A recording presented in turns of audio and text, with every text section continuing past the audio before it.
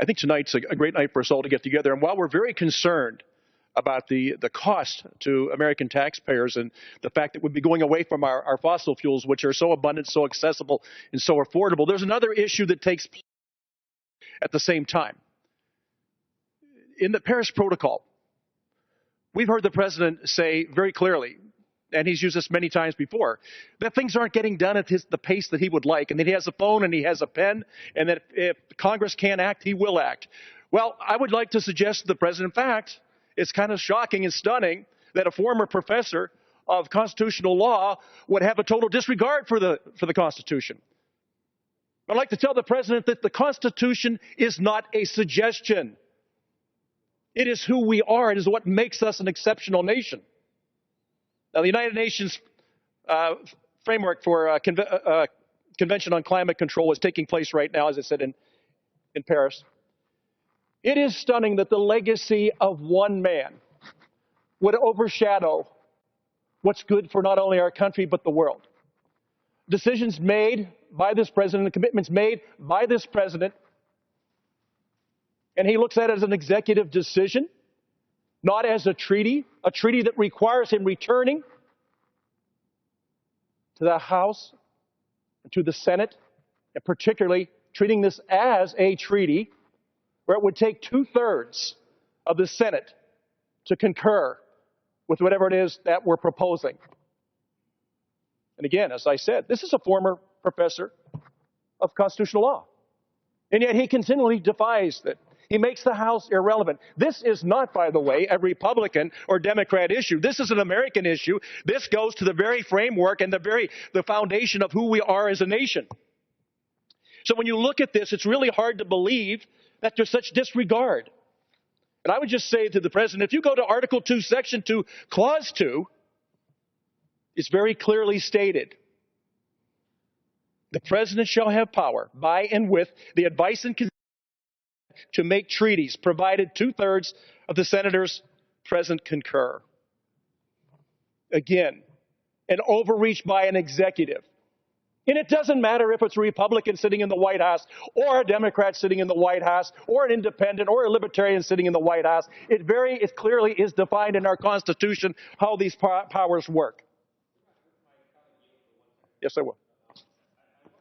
Mr. Speaker, if one were to ask a question of some high school students in a civics class, if you have an agreement, let's say, between 2 countries or 3 countries or 4 countries, and those countries are agreeing to do things that are going to bind their respective citizens, you would ask those students, I would think, Mr. Speaker, what would you call that type of agreement? I think every one of those students in a civics class might say a treaty. And if it's a treaty, if it looks like a treaty, if it smells like a treaty, it works like a treaty, it's a treaty. And to just highlight what my colleague here has been saying, we have a process in our Constitution for when it's a treaty. It needs to get submitted to the Senate with a 2/3 vote. I yield back. And I thank the gentleman for his contribution. But, I mean, it really does come down to, well, tonight we're talking about energy, and we're talking about setting targets and timetables that will be very expensive for hardworking American taxpayers' money. And I would like to remind the president that the money that he's talking about committing is not his. It belongs to hardworking American taxpayers. This insane idea that somehow there is an endless amount of money to be thrown around the world for whatever reason possible, and knowing that really the Paris Protocol is nothing more than a conversation taking place in Paris. There's no commitment from these countries to do all these things. There's an ask for these countries to do these things. And what they're asking is, if we do comply with these suggestions, these targets, these timetables, will we be subsidized by the United States of America? The president has been unbelievable to make the commitments that he continues to make. He does not have that power. Our Constitution clearly defines the separation of powers. It's clearly structured so that no one body can run roughshod over the other body. This has been a concern forever. And yet this president consistently, time after time, disregards the House and the Senate. And as I said earlier, this is not about Republicans or Democrats. This is about America and America's future. In this case, it's about energy. But as we go forward, what other overreaches will this executive take? What other things will he do? Because it's about his legacy and not about the well-being of our country and our people. It is shocking. It is stunning that he would continue on this path. And what is even more stunning to me is that the American people sit idly and watch this happen day after day, week after week, month after month. In 7 years of watching this, and sit back and say, I'm not sure that he doesn't have the power to do this. Well, let me tell you, it is clearly defined in our Constitution that this president does not have this authority. In fact, no president, no executive has the authority to do what this president is continuing to do. So as we meet here in America's House, and we look at what can you do, because people back home tell me all the time, look, I agree with you, but what can you do about it? And I know that for myself and my colleagues, we refuse to buy idly and watch our nation be given away, and watch our Constitution be run roughshod over because of one man's legacy. This is not what's good for America. This is what's good for this administration and this president. That is not only shameful, it is unconstitutional and cannot be tolerated.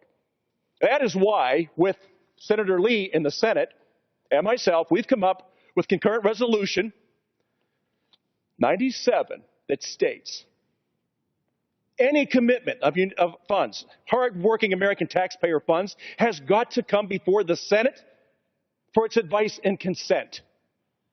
As I said earlier, we can debate and we can talk and we can amend, but what we cannot condone is an executive who has a total disregard for this House and for the Senate. As I said earlier, we need colleagues on both sides. This is not a Republican issue or a Democrat issue. This comes down to the very foundations of who we are as a country. If we turn our back on this, what will be next? The continual disregard for the Constitution is of grave concern, not only to me, to my colleagues, but every single American, regardless of how you vote or how you register. That is not the issue, my friends. The issue is, when do the American people in America's House with the Senate stand up and say there will be no commitment of hardworking American taxpayer dollars unless it comes before the Senate as a treaty and gets the advice of the consent of the Senate, 2/3 of which are required to pass this. So I know we're coming to an end in Paris, and I know there's great concern of getting to Paris to find out exactly what the Paris Protocol is structured with. But I would just say this: before you pack your bag, take a copy of your Constitution with you. And for those folks sitting back home and watching this happen, please get out your Constitutions and look. And for our schools, please start to preach and teach the Constitution, of which too many Americans are woefully uninformed. I would tell you this, though, and I think if there's anything more telling of the view the administration has, all you have to do is go back in time to March of 2015, this year, when Josh Earnest, who represents the White House in all the briefings, was asked by a reporter in regard to the Paris Protocol and in regard to the climate control conference that would be taking place. So the reporter asks, and this is so typical of this administration, the reporter looks to Mr. Earnest and says to him, is this the kind of agreement that Congress should have the ability to sign off on?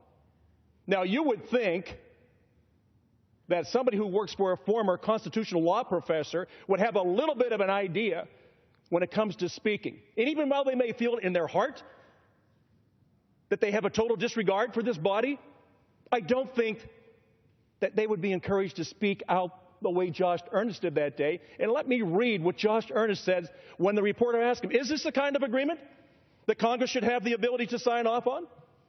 He looks him right in the eye and says, I think it's hard to take seriously from some members of Congress who deny the fact that climate change exists, that they should have some opportunity to render judgment about a climate change agreement. Is that not stunning?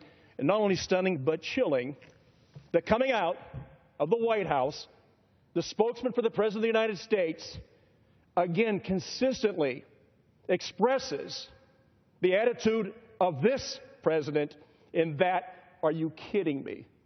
We are going to actually have the people's house, the people's representative, weigh in on a climate change initiative? They're not qualified. They only represent the people. No, make that decision. And he again totally trashes the House of Representatives. And by the way, for my friends who don't speak up when this happens to them, you got trashed too, my friends.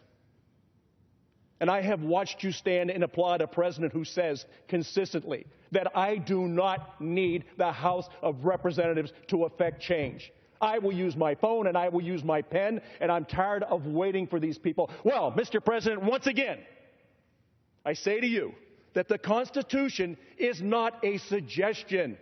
It is who we are as a nation. It is what makes us great. It's what allows the people to decide how they will be governed, not the government to decide how the people will be governed.